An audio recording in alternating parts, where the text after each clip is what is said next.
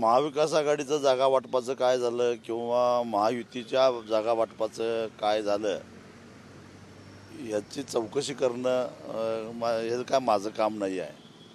माझं काम चालू आहे आणि मतदारसंघाचा पहिला राऊंड माझा संपलेला आहे. माझ्या कामामध्ये मी व्यस्त आहे.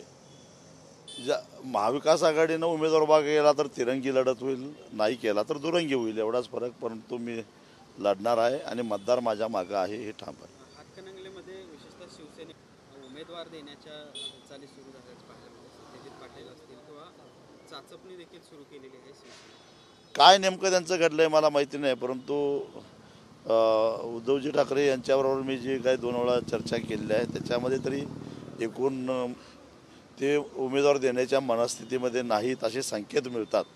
शेवटी पक्षप्रमुख म्हणून तो त्यांचा निर्णय आहे आणि पक्ष म्हणून शिवसेनेनं तो निर्णय घ्यायचा आहे. मी उमेदवार दिल्यानंतर काय होईल, नाही दिला तर काय होईल, या गोष्टी त्यांच्या समोर मांडलेल्या आहेत. शेवटी निर्णय त्यांनी घ्यायचा आहे. काय तुम्ही अजूनही पालकत्वाची वाट पाहताय? 95,000पेक्षा अधिकच्या कुटुंबाचे आयुष्य आनंदाने भरले आहे. आजच कॉल करा आणि मिळवा फर्टिलिटी ट्रीटमेंटवर सूट आणि सर्वांना द्या आनंदाची बातमी. निवडणूक आहे, फंडिंग झालेलं आहे.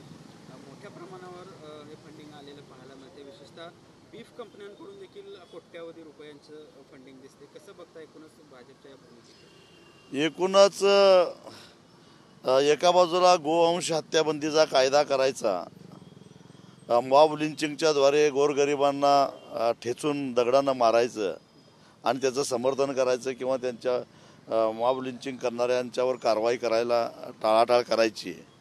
आणि दुसऱ्या बाजूला बीफमधून बीफ निर्यात करून प्रचंड पैसा कमवायचा आणि बीफ निर्यात करणाऱ्यांच्याकडून इलेक्ट्रॉल बॉन्ड खरेदी करायला भाग पाडायचं. एकूणच कथनी आणि करणी याच्यामध्ये किती फरक आहे हे दिसून येतं आणि हे काही नवीन नाही आहे. आणि म्हणून यांचा राष्ट्रवाद, यांचं एकूणच यांची वैचारिक भूमिका हीच मुळामध्ये संशयास्पद आहे आणि म्हणून या लोकांच्यापासून आम्ही 4 हात लांब असतो.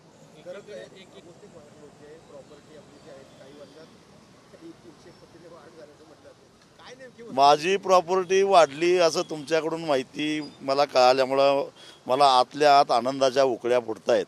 फक्त ती माझी हरवलेली प्रॉपर्टी मला मिळवून द्या एवढी माझी तुम्हाला विनंती आहे. लवकरच 31 मार्च नंतर मी 5 वर्षापूर्वी माझी असणारी संपत्ती आणि 5 वर्षानंतर असणारी माझी संपत्ती याचं विवरणपत्र जाहीर करणार आहे. आणि पूर्वी माझं कर्ज किती होतं, आता हे कर्ज किती आहे हेही जाणकारांच्या ज्ञानामध्ये भर पडेल. मालमत्ता वाढली का कमी झालं हेही बाहेर पडेल. आणि मला असं वाटतं की अशा पद्धतीच्या वावड्या जे उठवतात त्यांना माझी खुली ऑफर आहे. जे काय किती पट वाढली असं जे काय म्हणतात ते वरचं सगळे पट मी दानधर्म करायला सुद्धा तयार आहे, करून टाकतो. किमान दानशूर व्यक्ती म्हणून काही काळ तरी मला थोडंसं आनंद भोगून दे.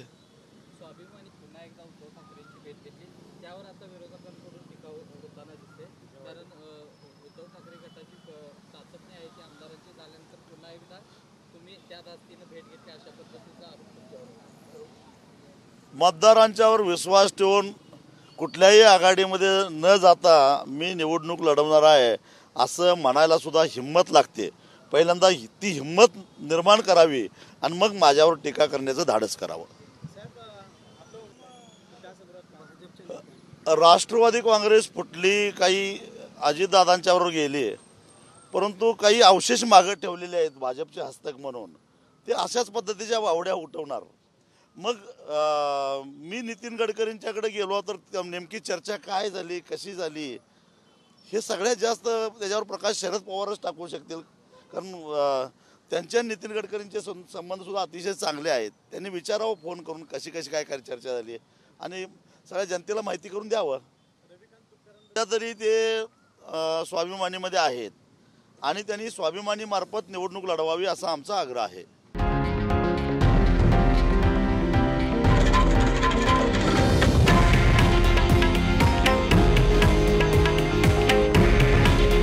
हे आहे देशातील नंबर 1 न्यूज नेटवर्क आणि आपण पाहत आहात TV9 मराठी. काळजी तुमची, हित महाराष्ट्राचं.